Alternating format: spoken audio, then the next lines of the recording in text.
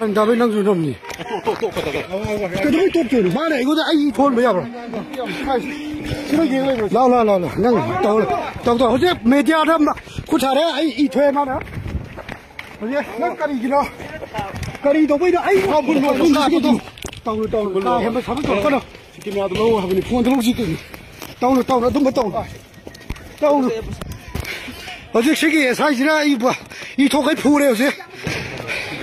Được không?